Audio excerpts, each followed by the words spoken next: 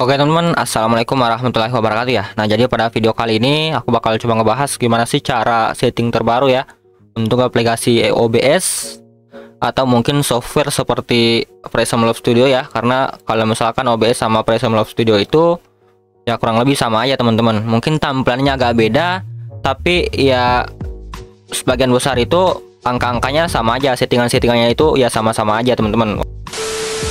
Nah, khusus untuk cara setting OBS atau cara menggunakan Premiere Studio, OBS buat live streaming, kalian bisa tonton video sebelumnya ya.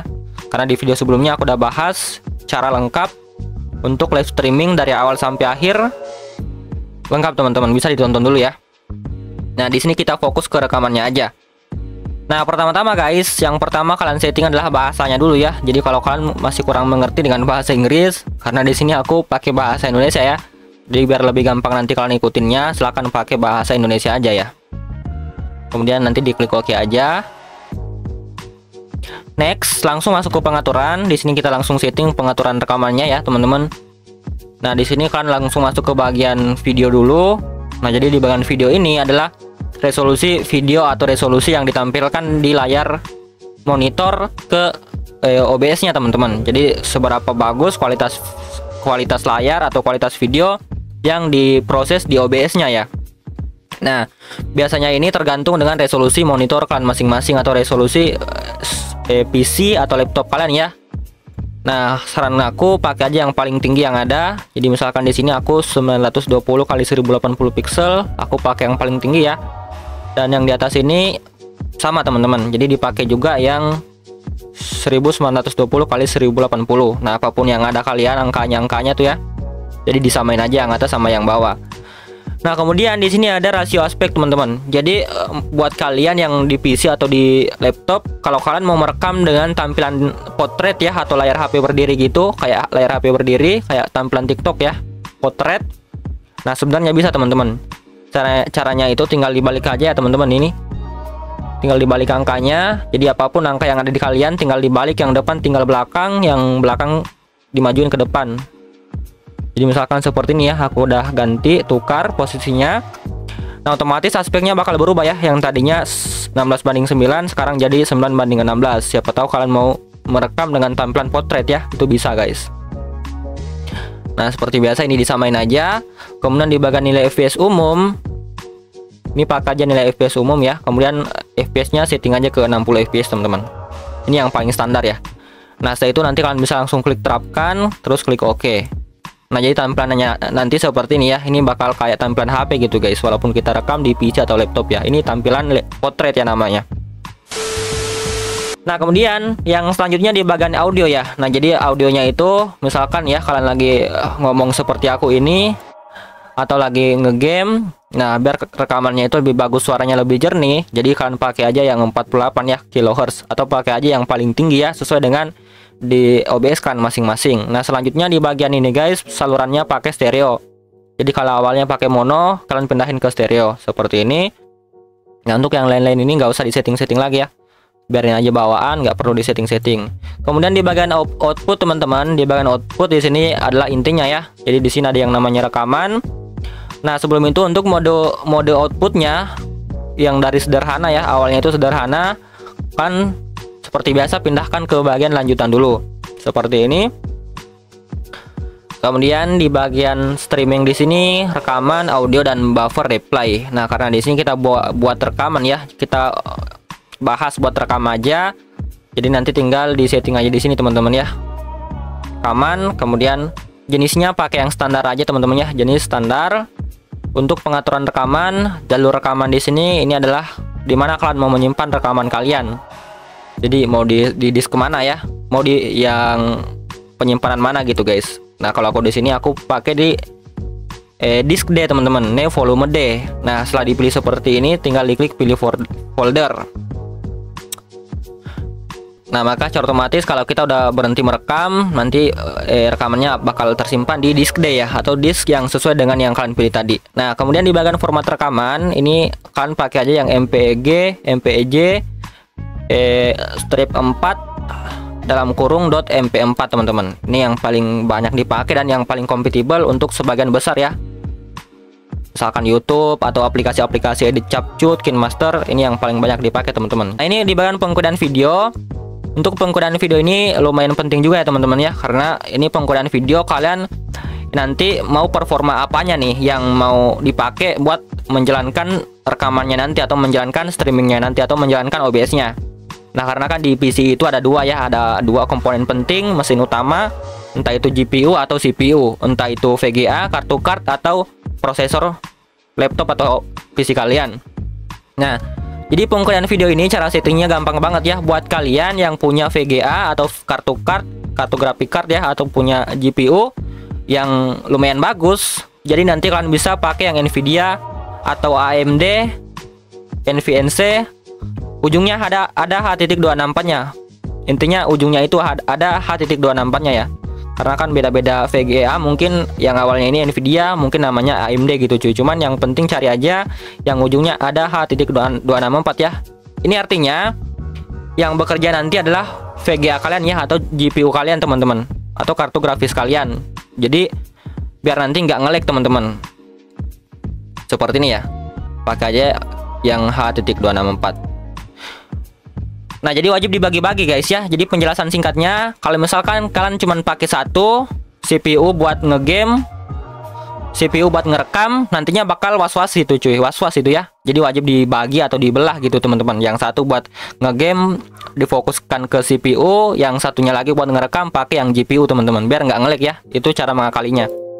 Nah, jadi saran aku kalau kalian punya VGA yang lumayan bagus, atau punya VGA lah ya, punya kartu grafik card, pakai aja yang ada H.264-nya. Jadi performa utama dari OBS ini, dari rekaman ini bakal difokuskan ke GPU teman-teman, atau kartu grafik. Nah, kalau nggak punya gimana bang? Kalau nggak punya, kan pakai aja yang X264 teman-teman. X264 ini artinya kan pakai CPU ya teman-teman ya. Jadi cuma dua pilihan ya, antara ini atau ini. Yang satu CPU yang bekerja, yang satu yang GPU ya. Seperti ini guys. Jadi kalau kalian nggak punya VGA, pakai aja yang X264.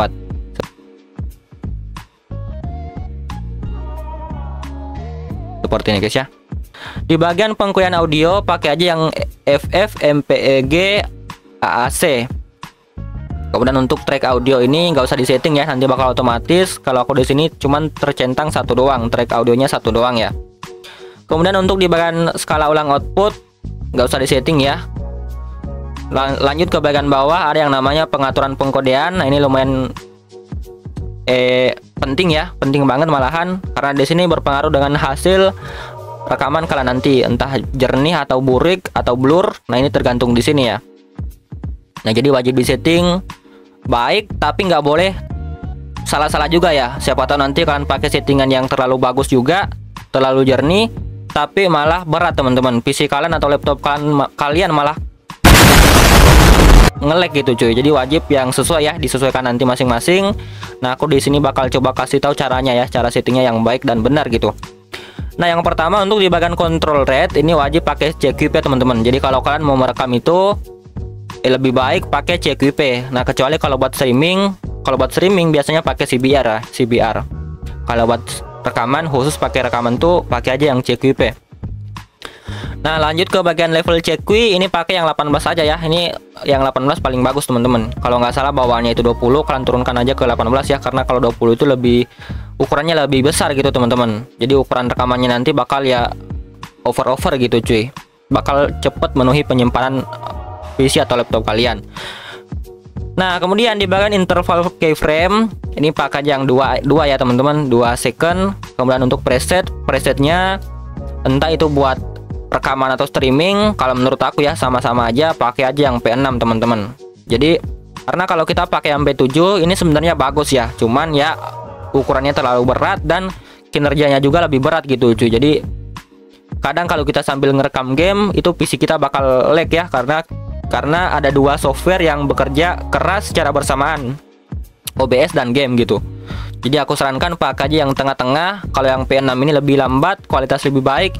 Ini ukurannya nggak terlalu besar, udah bagus ya, udah jernih. Walaupun nggak terlalu bagus dibanding P7, tapi ini nggak nge-lag teman-teman. Jadi kalau disuruh milih, ya lebih baik kalian pakai yang P6 aja ya, karena ini udah paling bagus dan nggak nge-lag gitu cuy. Kita ambil di tengah-tengahnya aja, P6 ya.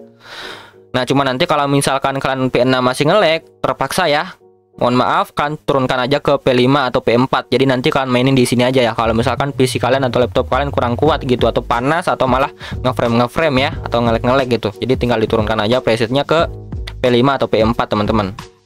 Nah, cuman yang paling dasar itu yang paling bagus ya P6 untuk di spek-spek menengah ke bawah. Nah, di bagian penyetelan pakai aja yang kualitas tinggi, kemudian mode multipass pakai yang 2 phases resolusi 1/4, profilnya pakai high, untuk look ahead nggak aku centang, Psycho visual tuning aku centang, GPU 0, maksimum B-frame 2. Nah, jadi settingannya seperti ini. Jadi kalau kalian nggak punya VGA, pakai aja yang X264 seperti ini guys ya. Nah, kalau yang pakai X264 itu beda lagi settingannya ya. Jadi wajib kalian setting lagi karena ada yang lumayan beda teman-teman. Jadi setelah kalian pindahin pengemudian videonya ke X264, nanti di sini untuk yang pengemudian audio sama aja ya, sama aja kayak yang sebelumnya tadi. Cuman di bagian pengaturan pengkodean ini ada lagi yang beda ya, seperti control rate. Di bagian control rate di sini nggak ada si CQP lagi teman-teman. Nah, kalau nggak ada CQP, kalian pakai yang CBR aja ya, nggak apa-apa pakai yang CBR. Ini juga udah bagus ya kalau yang pakai CPU. Kalau yang pakai X264 ya, pakai yang CBR aja. Kemudian untuk bitrate-nya, ini bitrate adalah seberapa bagus, seberapa besar penangkapan layarnya ya dalam hitungan detik guys. Jadi misalkan kalau 2500 kbps berarti 2,5 MB per second gitu guys, per second, per detik.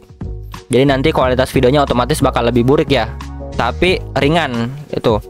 Jadi kalau kalian mau ringan tapi hasilnya jernih, udah standar lah ya, kan bisa pakai 6500 misalkan. Ini nggak nge-lag, terus hasilnya nggak burik-burik amat juga. Jadi bisa dipakai yang seperti ini ya, 6500 kbps, artinya 6,5 MB-an gitu. Nah, cuman kalau kalian mau lebih bagus, kalian bisa pakai yang 10.000 teman-teman ya. Bisa pakai yang 10.000, 15.000, bahkan bisa pakai yang 20.000 teman-teman ya. Kalau 20.000 ini udah mantep, 20 MB-an ya. Ini udah mantep, hasilnya nanti jernih. Jadi dijamin jernih teman-teman. Kalaupun masih kurang jernih menurut kalian, bisa kalian tambahin ya 21, 22, 23, 24 sampai ke 30 ribuan teman-teman. Jadi kalau menurutku 30 udah paling atas sih, udah paling mantep ya guys ya. Karena kalau 50-an itu 100-an bahkan nantinya bakal over ya, untuk file rekamannya bakal gede banget gitu guys. Jadi saran aku yang paling tinggi pakai yang 30 ribuan aja kalau emang 20.000 masih kurang. Jadi aku setting 20.000 aja misalkan ya. Cuman kalau nge-lag ya, kalian turunkan aja ke 10.000, 11.000, 12.000. Jadi tergantung teman-teman, bisa dicoba-coba sendiri nantilah. Nah, di bagian untuk interval keyframe pakai aja yang 2 juga ya. Jadi 2 juga. Kemudian preset penggunaan CPU lebih tinggi di sini, kalian pakai yang very fast teman-teman ya. Kalian pakai aja yang very fast seperti ini ya. Kemudian untuk profile pakai yang high teman-teman. Tune-nya tidak ada aja. Kemudian untuk settingan-settingan yang lain udah gitu aja teman-teman ya, nggak usah disetting-setting lagi. Nah, setelah kalian setting, kalian bisa langsung terapkan nanti ya. Nah, setelah kalian setting, kalian bisa langsung mulai merekam teman-teman. Jadi langsung diklik aja di bagian beranda, mulai merekam ya. Dan udah guys, gitu aja guys ya.